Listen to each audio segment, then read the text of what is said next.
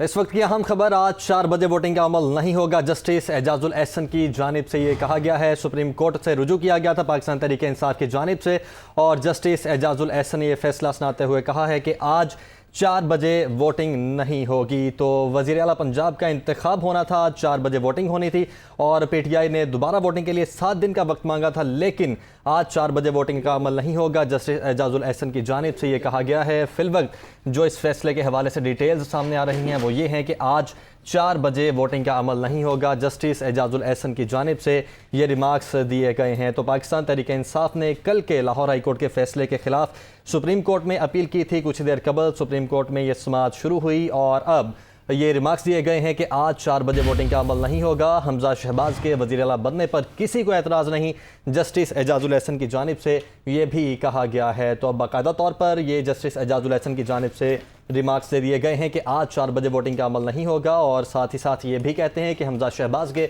वज़ीर आला बनने पर किसी को एतराज़ नहीं है। आज पाकिस्तान तहरीक इंसाफ ने सुप्रीम कोर्ट से रुजू किया था, जो कल फैसला आया था उस हवाले से, हाई कोर्ट के फैसले के हवाले से, और अभी ये कहा गया है जस्टिस एजाजुल एहसन की जानिब से कि हमजा शहबाज के वज़ीर आला बनने पर किसी को एतराज़ नहीं है, और आज 4 बजे वोटिंग का अमल नहीं होगा। पाकिस्तान तहरीक इंसाफ ने पंजाब में दोबारा इंतखाबी अमल के लिए 7 दिन का वक्त मांगा था, लेकिन आज 4 बजे वोटिंग का अमल नहीं होगा, ये कहा जा रहा है जस्टिस एजाजुल एहसन की जानिब से। साथ ही साथ उन्होंने ये भी कहा है कि हमजा शहबाज के वज़ीर आला बनने पर किसी को एतराज़ नहीं है। सुप्रीम कोर्ट में PTI की लाहौर हाई कोर्ट के फैसले के खिलाफ अपील पर समाअत हो रही थी। कमरुल मुनव्वर इस वक्त हमारे साथ मौजूद हैं। कमर, ये डिसीजन दिया गया है कि आज वोटिंग का अमल नहीं होगा, तो कोई टाइम फ्रेम अब दिया गया, कल या परसों का?